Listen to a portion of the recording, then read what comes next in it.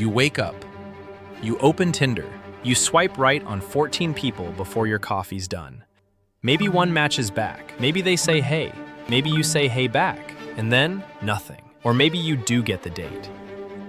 You sit across from someone who looked great in photos and realize within 4 minutes that this is not your person. You go home, open the app again, and repeat. This is the modern dating loop, and hundreds of millions of people are stuck in it. Here's the thing nobody's saying out loud. Dating apps are one of the least effective ways to actually find a serious partner. Not because love isn't real, not because you're doing it wrong, but because the entire system was never really built for that. We're going to look at the actual numbers, the real studies, the data on how couples, real, lasting couples, actually find each other. And I promise you, the answer is going to make a lot of things click.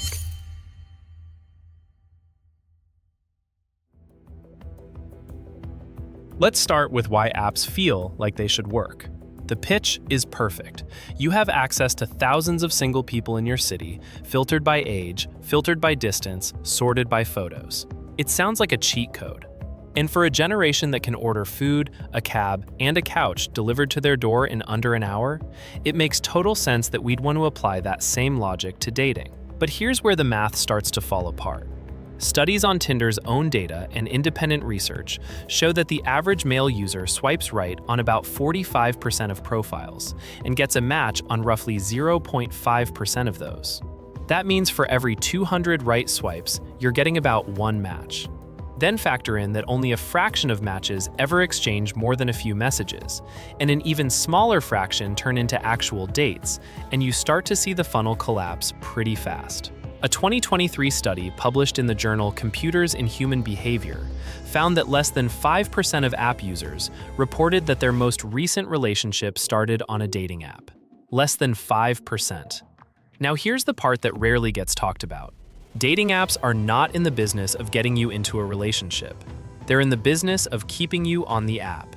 Tinder's parent company, Match Group, made over $3 billion in revenue in 2023. Their entire revenue model depends on you not finding your person too quickly. Every premium feature boost, super likes, expanded reach is sold to people who are still searching. The moment you find your partner, you're no longer a customer. That's not a conspiracy, that's just business. But it means the incentives of the tool you're using are fundamentally misaligned with the goal you have.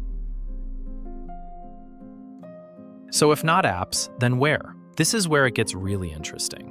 There's a landmark study out of Stanford University called How Couples Meet and Stay Together.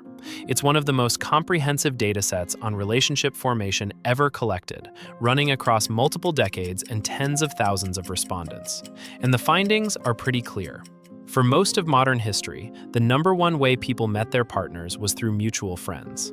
Not blind dates set up by friends, just people who existed in the same social circle, crossed paths naturally, and eventually became something more. For decades, this accounted for somewhere between 30 and 40% of relationships. The second biggest category? Work and school. Shared environments where you see the same person repeatedly, build familiarity over time, and develop a real sense of who they are before anything romantic even enters the picture.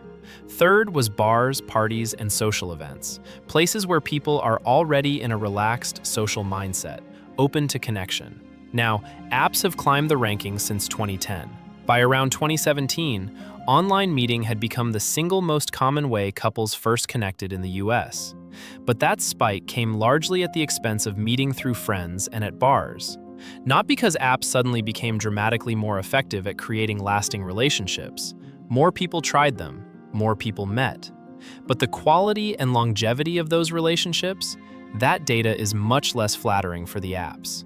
There's also a concept in sociology called weak tie theory, originally developed by sociologist Mark Granovetter, that applies really well here. The idea is that your closest friends mostly know the same people you do, but your acquaintances and the people on the edge of your social network connect you to entirely different worlds.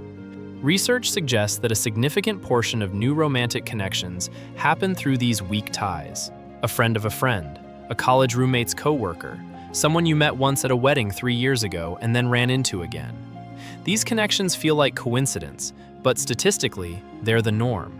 Your next partner is probably already somewhere in your extended network. You just haven't crossed paths in the right context yet. Okay, so the data points toward real-world connection.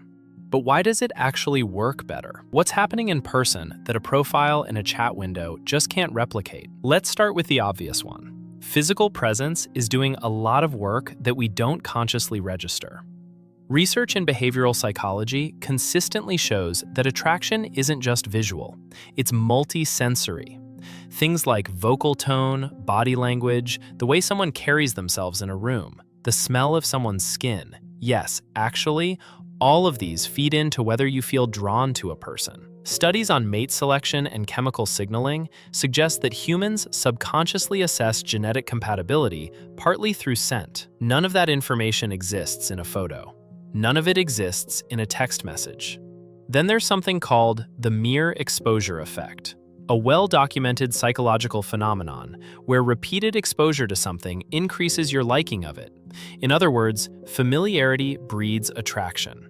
The person you see every week at your climbing gym, the coworker you grab coffee with on Thursdays, the friend of a friend who shows up to every third hangout. Your brain is quietly building a case for them every single time you're in the same room. That doesn't happen with someone you matched with and have been texting for a week. There's also the question of shared context. When you meet someone in the real world through a hobby, a community, a regular spot, you already have implicit proof of compatibility before the relationship even starts. You both go to this yoga class. You're both into this niche music scene. You both show up to volunteer at this thing every month. That's not a small thing. That's evidence that your lives, values, and routines are already naturally overlapping. Compare that to a dating app, where you're trying to manufacture chemistry from scratch between two people whose only verified commonality is that they're both single and both own a smartphone. And then there's what psychologists call the paradox of choice, a concept popularized by Barry Schwartz. The basic idea is that more options don't make us happier or better at choosing. They make us more anxious, less satisfied with whatever we do pick, and more likely to second-guess ourselves. Dating apps essentially create an infinite store of potential partners, and our brains are not wired to make good romantic decisions in that environment. We optimize for the next option instead of investing in the current one. We treat people like products, and we wonder why nothing sticks. I want to be clear about something before I wrap this up. This video isn't telling you to delete your apps tonight. It's not some anti-tech manifesto. Apps have introduced real couples. They've worked for people, especially in situations where someone's social circle is genuinely limited, or they've just moved to a new city, or they're part of a community where meeting people organically is harder. But the data is pretty consistent on this. Apps are a low-probability tool that most people are treating like a primary strategy. And that mismatch is quietly exhausting a lot of people. The more useful question isn't which app should I be on or how to optimize my bio. The more useful question is, what does my actual life look like? And does it put me in regular contact with people I might want to build something with? Join the thing. Go to the thing. Say yes to the thing you'd normally skip. Take the class. Go to the dinner party. Be a person with a life that intersects with other people's lives, because that's where it's actually happening. Drop a comment and tell me where you or someone you know actually met their partner. I have a feeling the answers are going to be pretty telling. See you in the next one.